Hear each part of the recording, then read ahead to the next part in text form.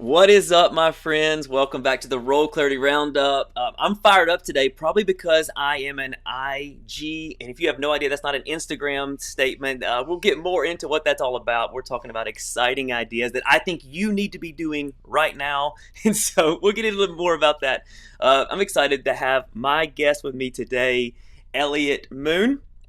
And Elliott is Yes, is a master facilitator of the Working Genius and a consultant on Working Genius for the Table Group. And he's here to talk all things Working Genius. I went through the certification program, so I'm a big fan. But I was like, okay, I need to talk to somebody who knows way more than I do because I know it can help teams and help leaders. So, Elliott, welcome. How are you?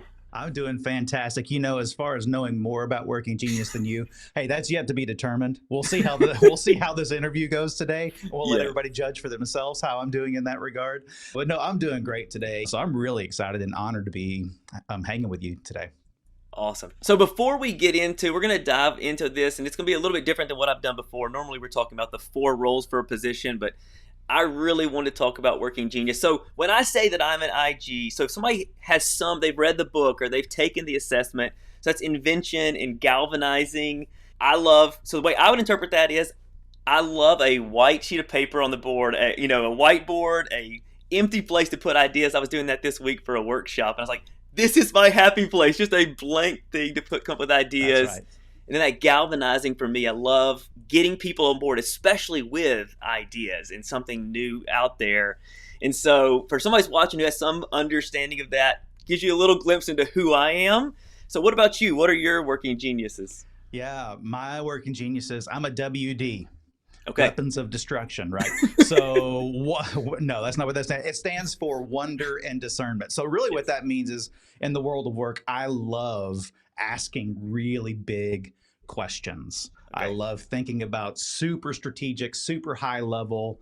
Hey, is there any place that we can add value? Is there anything else that we need to be doing? Like, why are we doing things this way? I like poking the bear. Like, that's what I love to do, which has always gotten me in trouble on teams because I deployed it at the wrong time. And I was always kind of labeled the question guy. So wonder is a big piece of the puzzle for me. That's how I love showing up to work that way. And then discernment. That's what the D is. Discernment. I love one of my favorite questions somebody could ever ask me is, hey, I'm at a crossroads and I'm not sure what to do. I'm like, yes, you have come to the right place. I'm not sure I got the right answer, but I love the process. I love saying, all right, let's talk about all the options that are on the table and let's work through it and figure out the best way forward for you. So I love kind of discerning things, weighing things down, kind of assessing the workability of solutions and figuring things out that way. Like I said, I don't have all the answers. I usually have I don't know if it's the right answer, but I usually at least have some sort of an informed opinion but I really like the process of whittling down and like, hey, how do we need to move forward? So that's me. That's how I show up in the world of work. I love it. So we got the ideation phase. You're asking big questions. I'm ready to come up with an idea. Not sure this is going to be the best idea, but I'm going to give you an idea. And then that activation part of like, what's the best place and how do we move forward with it? So I love it. It's going to be a great conversation with having all 4 of those covered. Yeah, and between the 2 of us, we may not ever finish anything. So it'll be a miracle if this podcast actually wraps at some point and gets out to the world. So that's funny.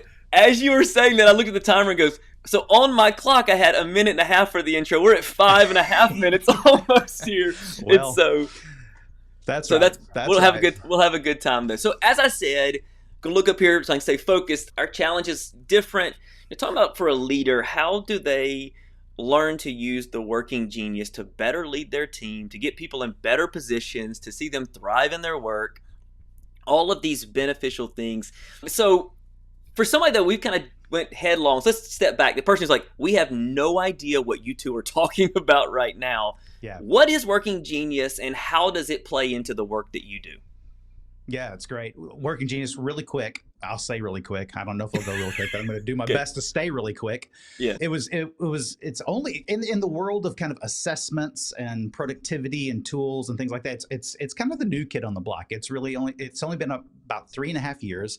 Comes from the Table Group. If you know the Table Group at all, Patrick Lencioni founded it close to 30 years ago now at this point, which is crazy. You may know some of his work, 5 Dysfunctions of a Team, Death by Meetings, The Advantage. A lot of these concepts come from the Table Group. It's an organizational health consulting group.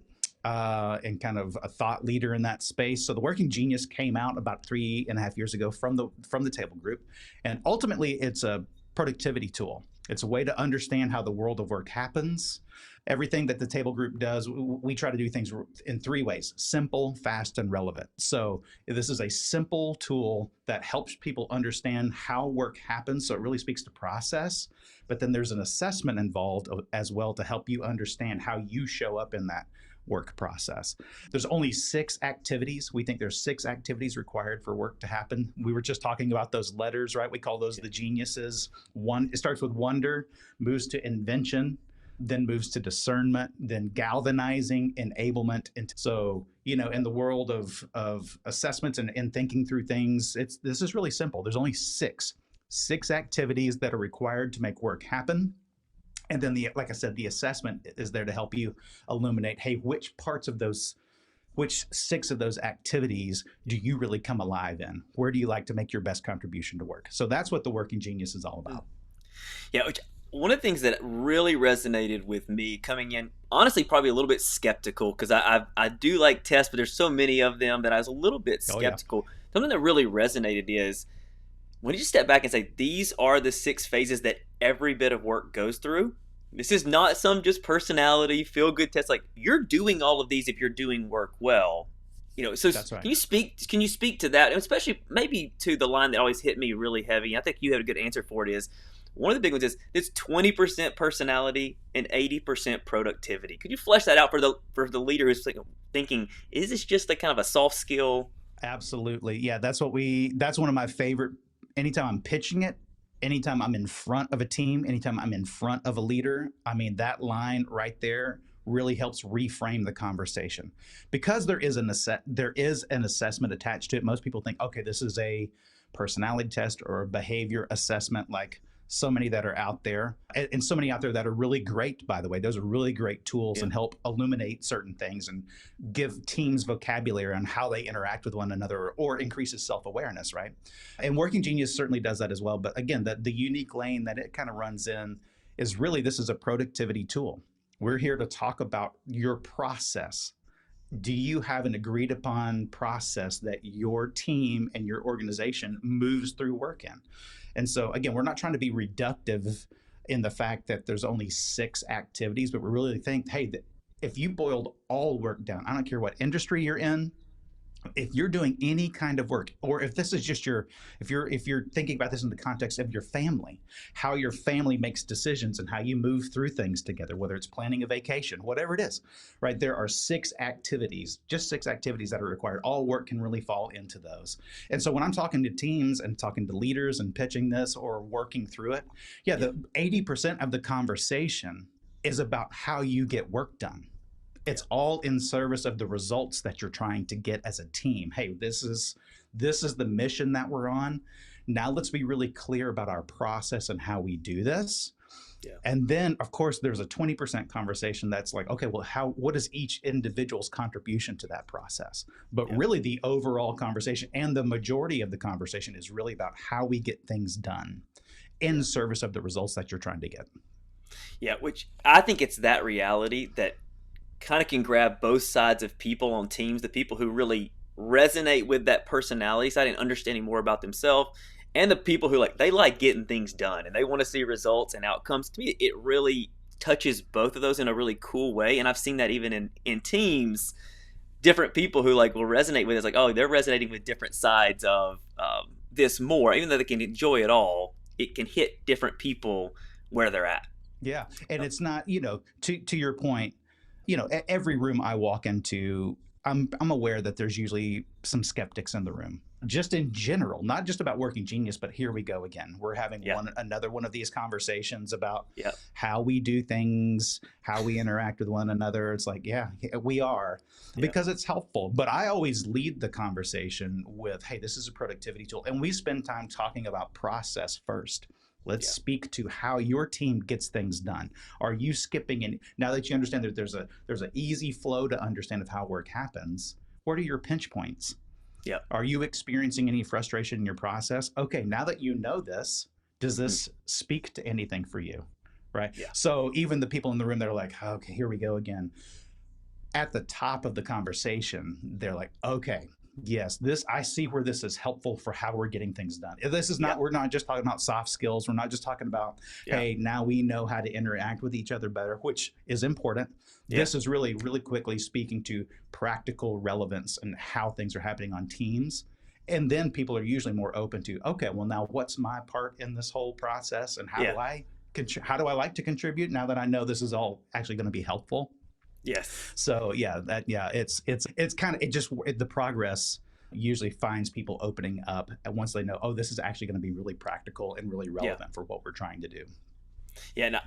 And I may get out of my own order here, but I feel like it's in line with what we're talking about. So I want to stay on track there. That's what Sure. two is. It's talking through those pieces, and then for me, I mean, I've had a couple like clear situations with teams where once we outlined how work gets done and kind of where they all fell in that process, and you look and say, so what I see here is, are these the challenges? And just their eyes are like, that's exactly what happens. Like that's exactly. And what's fun is it's not about that person is wrong, but it just highlights in work, oh, this is why this project doesn't get completed, or why we're not thinking of something new to start. And that to me is, if you talk about my favorite moment when you're working through that with the team and that productivity and personality part, is that moment when it becomes like, it gives them a glimpse of this is how work gets done. These are the people we have in place. And these are why maybe we're struggling in these areas. Yes. Yeah. Yeah. It's just such a cool way. I love that. The combination of the personality and the productivity. So I know you Yeah. kind of said Yeah. this. Go ahead. No, I'm sorry. You keep No, going. I didn't mean to no. interrupt you. So I know you kind of said this, but I do want to go here. So for me, okay, the question is, and I've done all of these. You know, there's Myers-Briggs, there's DISC, there's Strength Finders, there's Enneagram. I mean, I'm sure there's even more that I can't name that are out there. And I agree with you, they are all really good. So if a leader's looking and saying, why is this the investment I need to make? Like, why is this one, the right thing to do without dogging the others? How do you make that pitch to the leader of, hey, here's why I think this is the valuable, or maybe who is it a best fit for? Yeah. No, I love this question. And just to your point, I thought I had a pretty good handle on all the different types of assessments that are out there. The more I start doing this and going there and meeting with different teams, I'm like, okay, so wait, you've done what assessment before? Or you've done what? I mean, it's like, oh my gosh, I had no idea that there were so many out there. And I will tell you, like, again, Working Genius is only 3.5 years old. Right now, the table group's been around for a long time, but Yeah. this model of productivity and results like that, it's only been around for 3.5 years. So even before that, I mean, everybody at the table group, we were all users of these other assessments and these tools when it comes to, especially Myers-Briggs and DISC and all kinds of things. But like, there's so much out there. And again, I don't know that this replaces anything. All of them have their own unique lane that they run in, and they all Yeah. bring unique value and insight. Depends on what you're looking for. Yeah. I'll tell you why I was really drawn to Working Genius, because again, when this assessment came out, I thought, does the world need another assessment? Here we go. And then when I took it, I was like, wait a second, this feels different, because it's not just about self-reflection. It's about self-awareness in service of the results you're trying to achieve on your team. So it's really about, it's all process. It's really thinking about your process. So I always say there's kind of two things that I feel like that Working Genius has, the unique lane that it runs in. And not that, again, that it's better than anything else. I'm fans. We are fans and still use a lot of the other assessments. But the lane that it runs in is, one, it's a productivity tool through and through. At its core, it is about how work happens, and it's about increasing productivity on your team. And the entire conversation is really in service of the bottom line and how you get things done. And then the second part that we talk about all the time, the assessment that people take, it gives a lens on not strengths and weaknesses. So how your individual contribution shows up on your team is not about, hey, which part of this work process are you best at? What are your strengths and what are your weaknesses? And let's figure this out, right? The lens we talk about is your assessment results are, hey, in the world of work, where do you love to make the best contribution? Where do you get the most joy and fulfillment when you get to do that? And I will tell you, plenty of times I have sat in boardrooms where I talking about a lens of joy and fulfillment. And you mentioned this earlier, like, hey, is this just a soft skill? Do we really need that? I mean, I will tell you when I'm talking to executives and I say, hey, we're here to talk about what parts of work you get joy and fulfillment from. It's like, why are we talking about this at work? And I will just say, hey, if you give me some time, I think you will see how this is practically relevant and it is super easy to apply right away. So when you start talking about everybody's individual contribution, and it's based on, hey, where do you like to show up at work, and where do you get the most joy and fulfillment from when you get to do this activity versus, hey, what parts of work drain you when you have to do it. You can still be really good at things that drain you, right? Because we need to be good at them because they're on our job description. But this is about, hey, what parts of work fill you up when you get to do it?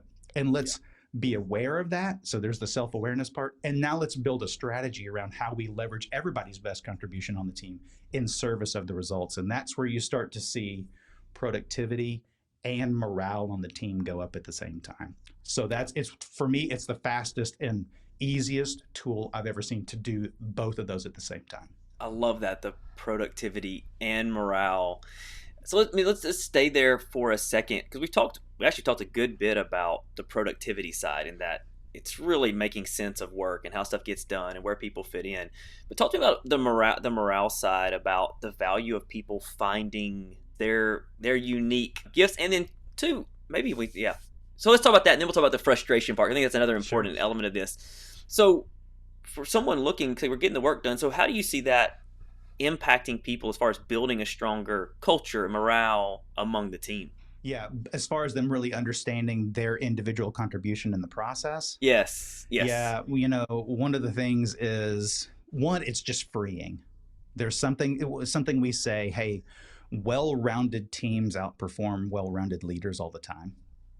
And I there's love so that. much there's so much guilt, especially for leaders, to feel like, hey, I have to be amazing at everything because that's the pressure I've put on myself, or the company is putting on me. Like, I've got to be all things to all people. I have to be really good at everything. And really, what this, especially the personal profile assessment, allows the conversation to really dial in is, hey, what are your two geniuses, right? So the assessment comes back and says, hey, you have two geniuses, two competencies, and two frustrations, right? The two geniuses are, hey, where you really get joy and fulfillment from in your work process. Like for me, we were talking about that earlier, what your geniuses are. I love the wonder part of work, and I love the discernment part of work. That's where it like fills my cup. So one, it's really helpful for me to know, oh, that's the part of work I really love. And for me, galvanizing, which is rallying people, kind of inspiring people around ideas, casting vision, and tenacity, which is all about the detail side of things, real plans and standards, making sure things get across the finish line. Those two things are not my favorite part of work. That type of work drains me, right? When I have to do it, which I do, right? That's part of my job. I still have Yeah, to do that stuff, but that part of work drains me. So really, from an individual contribution and a self-awareness thing, when you know that, okay, I'm going to tend to always gravitate towards the parts of work that I really love the most. So I need to make sure I'm paying attention to that. One, that I have opportunity to exercise that. yeah, I need to, hey, I'm going to be more fulfilled at work when I get to operate in my geniuses to some capacity. So I need to make sure that's a part of the puzzle. Do I know that? Do I know what type of work I enjoy? And do I have opportunity to do it? And then the same works in the other direction. When I know yeah, what my frustrations are, I'm going to tend to probably procrastinate yeah, or cut corners on those. So I need to be aware. So that's the self-awareness part. yeah, Okay, yeah, now I know that. Now I need to build a strategy around that. Let yeah, me build a strategy around how I'm navigating my own work life. And hey, if I know if I've got galvanizing to do, man, I need to make sure, hey, it's going to take me longer to do it just because I don't enjoy it as much. So I need to make yeah, sure I bake that in there. When I've got galvanizing to do, I can't wait to the last minute. So yeah, it really helps you with time management, helping you build a strategy of how you navigate your own job description. So yeah. from a self-awareness piece, it's really, really, really helpful. So, which I love where you went there, and you're about to help me, because these are some of the questions that I can find that I've been navigating and working with teams, is really around the frustration Mhm. part, because my experience is that most people look through the lens of kind of the strengths and weaknesses, which the strengths finder to me was such an important assessment and process, but it really was, hey, you need to go toward your strength and you need to cut out your weaknesses. That's right. And I think one of the things that's really different about Working Genius is it's the reality of you, like you said, for most of us, most people at least that I'm working with, like they have to do all six pieces for sure are part of their job. They do not live in a world where they get to just sit and wonder and whatever that may be. There has to be tenacity in the finishing. And so the challenge there, so here's what I ask you. I think you kind of got to it, but I'd love to dig there a little bit more Yeah. of. So whenever somebody sees their frustrations, it's not that they're not going to do them. It's just that intentionality you talked about trying to spend less time in that or being more purposeful. Or what do I do whenever I'm talking to a team? They're like, these are my frustrations and I'm having to do them and they can't really move out of the job. I mean, how do you give input on managing those or, being thoughtful about the frustrations? Well, what I want to say in those moments is, well, welcome to the world of work, right? I mean, Yeah. we all have to do things that we don't necessarily find joy and energy in. That's just called the world of work, right? We say, hey, every job is a 6-letter job. Yeah. So no matter what your job is, you're going to have to do all 6 activities. And somebody asked Patrick Lencioni one time, like, hey, what percentage of my job should I be operating in my geniuses? And he thought for a second. He said, gosh, if you could land 51% of your job in your geniuses, congratulations. So this isn't about, huge. hey, what are my geniuses and then hitting the eject button on everything else. Like, that's not the way the world of work happens. Again, all jobs are 6-letter jobs. And I always reassure, especially leaders, hey, Yes. This conversation is not about helping everybody rewrite their job descriptions around their geniuses. Yeah. But when I'm speaking to teams and I say, hey, this is how you can leverage this, because really this is about self-awareness and then building strategies around it. It's not necessarily upsetting the apple cart and redoing everything. Yeah. Certainly if I'm talking to somebody and they have a moment where they say, hey, I think I've just realized, I think 90% of my job is me working in my frustrations. That's when I say, hey, that might be worth paying attention to. Yeah. And now you have some great language because you have shared vocabulary on how work happens and what the geniuses are. Yeah. And the 6 activities. Now you can go to your manager and have a well-informed conversation, not just say, hey, I'm frustrated in my job and I don't know what to do. Now you have some great words around, hey, I think I have learned that I spend the majority of my time in something that I actually find really frustrating. Let's have a conversation about what it might look like to move forward and maybe find some more opportunity for me in the future, moving towards or adding some geniuses to my plate and maybe removing some of my frustrations. That's when it's really upside down. Most of the time, people aren't upside down that I find, and it's more about the realization of, okay, I need to build a strategy around this. I don't like doing galvanizing and tenacity work. That's me. So I need to make sure I've got strategies in place. And it's also a really great, like I said, mostly it's a really great conversational tool now that you have the shared vocabulary and how you have those conversations with either your manager or if you are the manager, you're talking about, you're in a performance review, you're in a year end, whatever, like it gives you great language to say, hey, over this last year, how much of your geniuses did you get to operate in? Did you feel like you were overcooking it in your frustrations? Okay, well, let's have a conversation about what that might look like, this next year. So it's really more than like a big swing and hey, we need to undo everything because I've learned, it's more like, hey, no, it's a great strategy on how you have the conversation and can give you handles on what you might be feeling. Yeah, which I think that may be like the sales pitch point, right there of just what you said to a leader. Because I think that's the resistance that I can feel from leaders is I can't do this assessment and have 4 people look at me and say, well, I got to totally change my job, or kind of what you said. When you say even that 51%, I mean, that's a really important way of looking at this whole process of, hey, the idea that you're going to get to go and spend 95% of your time, I mean, that is a rare, even among people with the biggest teams there are, like that's just a rare place to be. And so I think that's so great. And I love the idea you said there too, because this is something I've seen is that those areas of our frustrations, they probably are going to require greater strategy, purposefulness, disciplines to make sure we're spending less time in them. Where our That's geniuses, right. I probably don't have to have as much structure to thrive in those. But in those frustrations, I say, hey, and and you said this in a little video clip I've seen that you did somewhere else that I thought was so great. The great question was, how do you spend 10% less time in those frustrations or 10% more time in that genius? I think that's a great way to look at slowly making progress, along the way there. Yeah, baby steps before giant leaps. That's Yeah, always the best way forward, right? Like, okay, yeah, what can you do to improve something 10% in one direction?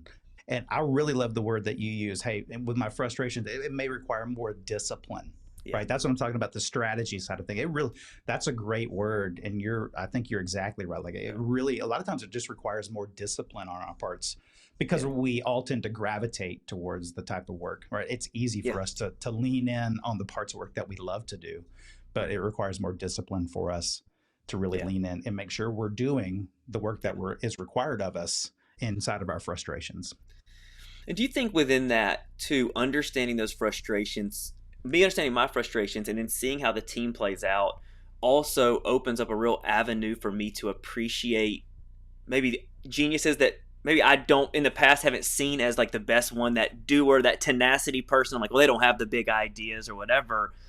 By me understanding my frustrations, does it? You watch that with teams that it leads to them having greater value for the geniuses, maybe that were underappreciated without something like this? Yes, yes, yes, and yes. Let me tell you, even my own personal journey, I mean, almost every team I'd ever been a part of, because I love the wonder side of things so much.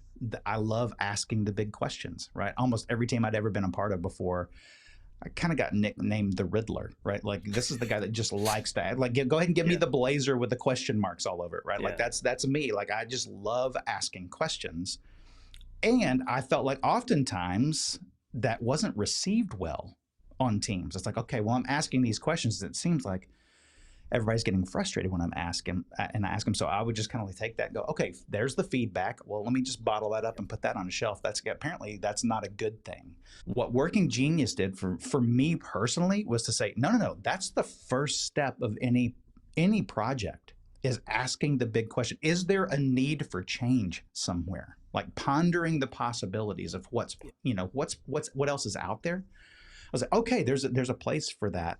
There's a need for that, but more importantly, there's a place for that, right? It helped me go, okay, well, when I use it out of place, it probably definitely causes frustration. But when it's in its proper place at the top end of a project, oh, it's super helpful. yeah, So a couple of things that I've noticed from a team perspective, gosh, when you realize, and I'll tell you this, I hear this all the time when I'm working with teams. Oh, okay, my frustrations are galvanizing and tenacity, and those are your geniuses. Oh, that explains why we have, why we butt heads all the time, or that why there's sparks between us because we're opposites. And I'm like, no, no, no, no.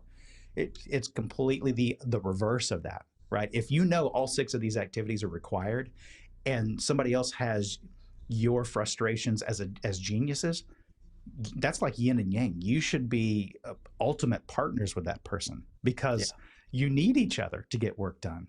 You need each other, right? You need to lean on each other that way. And so many times I have found when I walk into teams and they're having what they would describe as people problems, like, oh, we have some frustration between these people. What I've uncovered is that oftentimes teams aren't experiencing, this is not 100% true, but yeah, oftentimes, more often than not, I have found, hey, you don't have people problems, you have process problems. Because you don't have an agreed upon, hey, this is how we're moving through the project, yeah, people don't know when to leverage their geniuses and when to yeah, regulate them. So people are just showing up to every meeting and letting their geniuses rip. Right. yeah, And so, like, just like me getting towards the end of a project and me throwing it up, hey, I wonder if we're doing the right things. Like, man, this thing goes to print tomorrow. Like, yeah, why are you asking that question right now? It's too yeah, late. Right. yeah, So now that I know, oh, heck yeah, let me regulate myself to the places that I love to go the most, but let me make sure it's in the right order and not leveraging those when that. So right there alone, it allows so much understanding yeah, about who is bringing what to the table. and when they're bringing it to the table. But yes, once you understand, hey, this is how work happens, and I Yeah. don't have all of those geniuses, but my teammate has my complementary. Oh my gosh, this is a big deal. We need you, right? I Yeah. need you, and now you know how to tap into them versus Yeah. just okay, cool. So yeah, it's a huge deal for like building cohesion on teams when you Yeah. understand, oh, that we all have places that we really contribute in this Yeah. flow of work. So, Elliot, let's just say I think about this situation. Somebody was given the book, or they heard about it at Thanksgiving or Christmas or whatever it may be, and they want to go and make this pitch to their boss, or they're a leader, or maybe they're just somebody who is want to pitch this to their leader, and they say, "Hey, here's this book I want you to read," and they want to give the 1 minute pitch for why this could be a benefit to their team. How would you advise them to make that 1 minute sales pitch? Yeah. Well, this is what I would advise. Hand them the book or hand them whatever you come across, whether you found the book in the airport or you just heard Yeah. about it on a podcast, who knows, right? Yeah, hand them the book and say, hey, I want you to think about our last project that we just wrapped up. I want you to read this book in light of this project that we just did and think about our process. Where did we get frustrated or stuck? How did the project go? And think about when you're reading through this book, think about these concepts and how it can speak to or illuminate. Can it put words on where we got lost or frustrated or stuck in our last project? And then let's have a conversation about that, because curiosity is everything, right? So curiosity around, hey, what are we experiencing on our team? What's actually going on with our team? What are the real world issues, and how Yeah. can this actually speak to it and help move the needle in the right direction? But that's what I would say. Hey, think about it. Really think about our last project. If you can name one, say, hey, XYZ project, we just wrapped this up. I want you to think about it from start to finish. How did it go? Did we get stuck? Did we get lost anywhere? Did we get frustrated as a team? Now read this book and see if this can provide any helpful levers or handles on that project that we just completed. Oh, I love that. I love that. I love that. Like, there's like almost no comment about our personalities or our assessments. It's like, but just tapping into probably what your leader cares most about, which is that how are we getting the results that we're after, and how do we go through and get some of these obstacles or frustrations out of the way? Oh, that's a good Yes. one. Because one of my friends, Jonathan, says this all the time. He said people don't buy in or don't sign up for workshops or going through processes like going through a working genius workshop. What they sign up or buy into is the results that they're going to get. Yeah, Right. That's what people are willing to sign and say, hey, this is what I'm looking for. Or say, yes, this is worth spending leadership development dollars on, yeah, because they want to see results. It's not like, hey, here's a cool new thing that's out, let's go do it. It's like, no, no, no, this can actually speak to yeah. whatever you are feeling right now. Oh, I love that. That is a great bit of advice. I will definitely use that exact idea when talking to somebody who's wanting to bring it to Yeah, their do team. it. Somebody, because you kind of have that first cheerleader. It's like, how do I get these other people to be, especially if they're a galvanizer, they think everybody should be about it. But how do you Mm-hmm. communicate that effectively in the language? So one of the final questions that I wanted to talk about. So when I'm working with leaders and teams through this idea of role clarity, just very simple, is every position has 4 key roles, and we want to outline the ownership somebody's taking for those roles, and what does success look like in those. In my experience is, in doing that, it really gives leaders what they need during really difficult, tense, strategic times where they're hiring, looking at, is this person a good fit for the team, or they're changing position, because it takes it away from a job title or this vague idea and says, so here are the roles. Where are the ones that are most critical? How do we make sure we're helping people to thrive in those? So I know that clarity helps on that perspective. How does Working Genius help leaders during these tense, difficult moments make better decisions for the team, for the organization? Yeah, great question. First of all, I just want to say I love the work that you're doing, because anytime you can offer leaders, organizations clarity, help them in clarity, clarity is kindness, right? Mhm. So you're really offering kindness to these organizations and the people that they serve by really helping them find clarity around what they do and the roles that they're hiring for and Yeah. what those roles do. This is what I would say to that question. Really, when I'm talking to leaders, this is what I have learned. Like, leaders just want the best from their people that they're leading. They just want everybody to be bringing their best. Mm, And this can really give handles on, they want everybody on their team to be making their best contribution in service of the results that they're trying to get right there. That's what you want to hire people that are going to be great fits so that they can contribute to the project that you're trying, or with the results that you're trying to get. So anytime I'm talking to leaders, I say, hey, now that you have this language, you have this tool, you know what people on your team's geniuses and frustrations are. Number one, be thinking about your process. How are we navigating our process, and are we skipping anything along the way? And then two, now that you know who's on your team, think about your projects. And is there a way to zoom up one level and say, all right, yes, we have an organizational structure built to do what we are doing as an organization, right? So you have yeah. teams, this team executes this team executes this, and you have an org chart. Working Genius is not here to blow that up. It's say, hey, when possible, think one layer up, say, hey, what does the work require of us right now? And who on this team, who on the global team possesses what we need to do right now? Let's pull in like an ad hoc meeting. Hey, pull those people into this meeting, or let's create a cross-functional team around, hey, this particular stage of work, and who are the geniuses that would best serve that. Again, we're not trying to blow up org charts, but it's like, hey, Yeah. can you add one layer to it to be more strategic about how you're getting things across the finish line? So yeah, really for leaders, like, hey, we know you want everybody to be making their best contribution. Yeah. And now that you know what that is, it's not just the job they're doing, it's how they like to do their job. Use them strategically to pull them into different meetings, create different teams, sub teams, strategic teams when you can, to really, like I said, because when you do that, productivity goes up and morale on the team goes up. And that's like a self-fulfilling prophecy. One builds on the other. That. Long answer, but that's what I would say. No, I love that, and I love what you said there too. Is like what leaders want, and like that's been my experience. Is like leaders, like they want the best for their people, and they want the best from their people, and That's right. so. And sometimes we don't have the tools to do that. The tools that we've been given in the past, what we've learned, it makes it difficult to do that in the midst of work. And I've loved looking at even the hiring guide that Working Genius, offers is for working somebody through that. Because when you read down through it and look at it, and I look at it obviously through the lens of role clarity, and the first step in that process is clarifying what are the main things that this person's going to be doing, and then assigning geniuses to it. I've already seen like it just helps you be more objective. It's not putting somebody into a box, but it's being fair with them of, hey, this is the type of work it's going to be. Is this going to be frustrating to you or fill you with joy? Because sometimes, especially if you know potential people that are going to be filling those roles, we can kind of, I think they'll be great at it. I mean, I like them a lot. And just how it gives a leader a chance to say, hey, I love how Patrick Lynch, I feel like he says, you almost need to scare them a little bit with the clarity of, this is the type of work it's going to be, and this is what it's going to require a lot of you.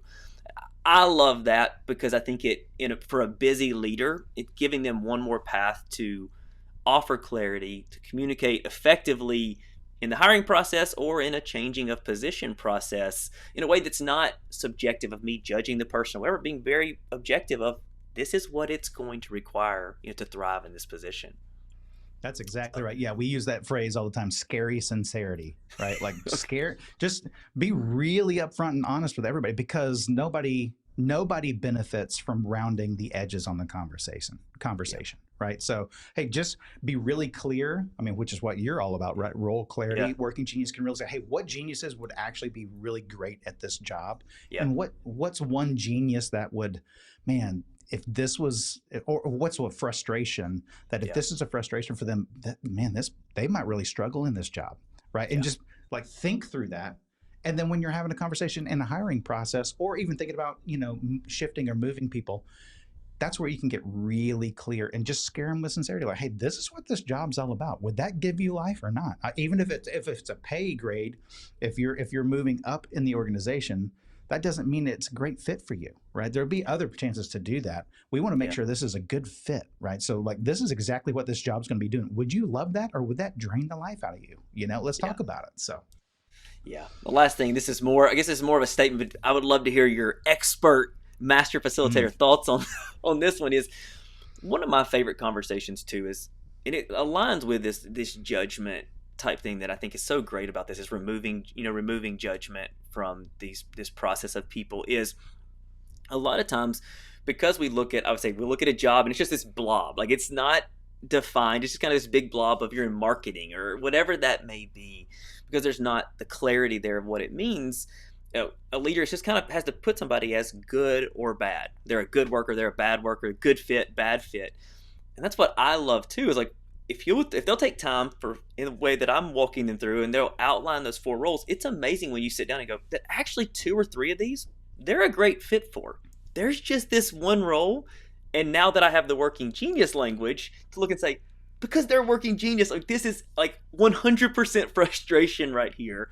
And so, is it possible to adjust this one role where you keep a great team member who you love and think could be a great asset, instead of like throwing it all out like this? They can't, do a good job. And that for me is probably one of my big passions when working with leaders is how do you, and I understand you may look and say, hey, it's 100, you're at 90% your frustration. And that's a whole different conversation. But my experience is that rarely is the case.